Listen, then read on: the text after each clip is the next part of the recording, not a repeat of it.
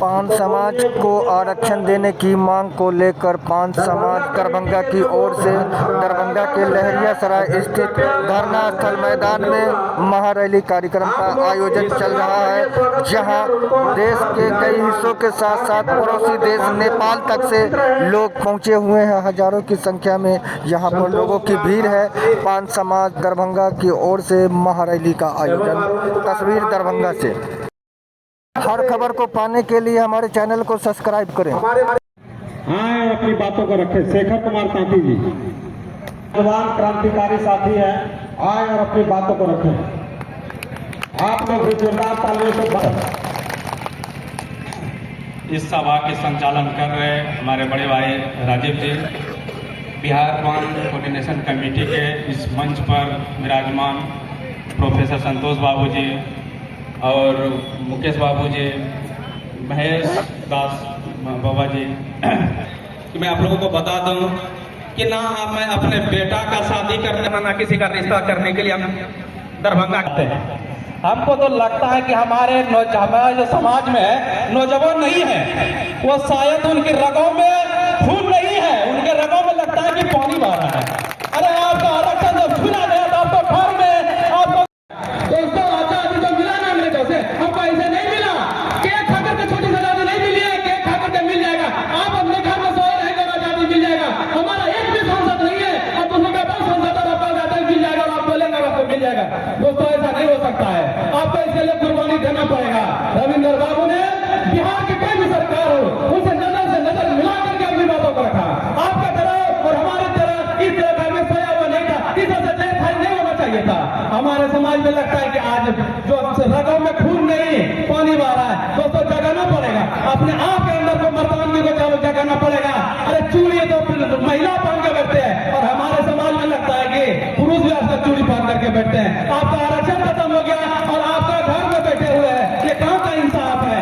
दोस्तों थोड़ा सा एक दिल से मिलकर किसी का चला जाता है तो खून खराबा हो जाता है और आपका आरक्षण गया हुआ है। आपका बच्चे के भविष्य के साथ खिलवाड़ हो रहा है। हम यहाँ शादी और विवाह के लिए नहीं, इतना जो मंच पर विराजमान हुए हैं, इनका ऐसा नहीं है कि इनका सिर्फ अगर आरक्षण मिलेगा तो इनको फायदा होगा। आज रविंद्र बाबू के बदौलत आज आरक्षण मिला, तो क्या 9 साल में क्या रविंद्र बाबू के कुछ मिला? कोई लाभ मिला उनको? रविंद्र बाबू के लड़का आज भी संघर्ष कर रही है सिस्टम से। मैं बता देना चाहता हूँ, आज अगर आप नहीं चलेंगे तो कल आने वाला भविष्य और आपका लड़का आपसे पूछेगा कि जब आरक्षण की लड़ाई हो रहा था तो आप कहाँ सोए हुए थे?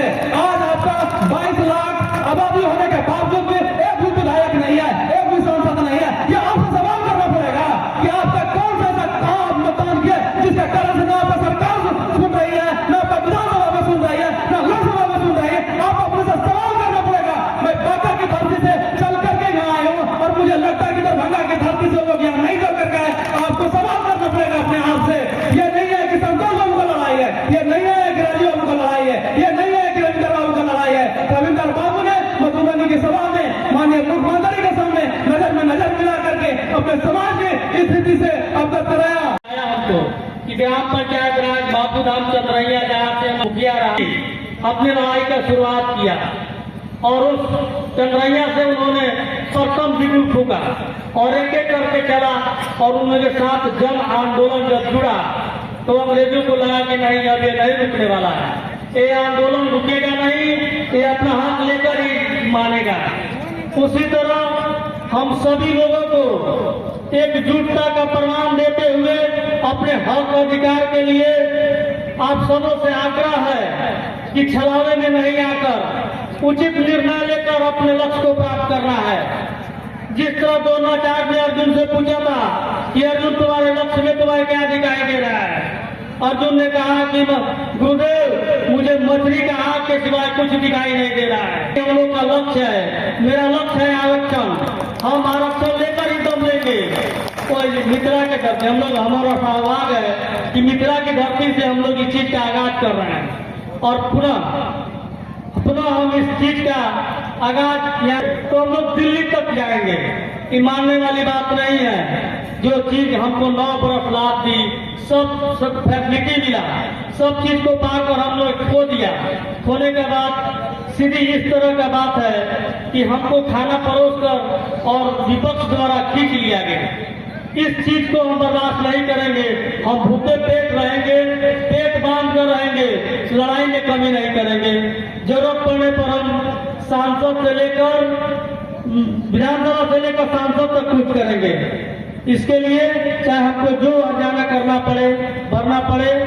इसी बात के साथ हमारे हजारों हजार भाइयों ने जनप्रतिनिधि का रूप लिया। कोई मुखिया बना, कोई डीएसपी है, इंस्पेक्टर है, डीएम है, हर रैंक के अफसर भी बने।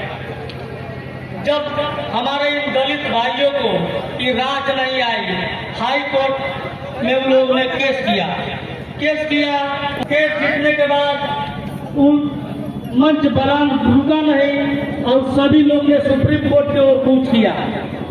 माननीय सर्वोच्च न्यायालय जिसको 1992 में भी आरक्षण मिलता है, अब 3 महीने के बाद आरक्षण छीन लिया जाता है।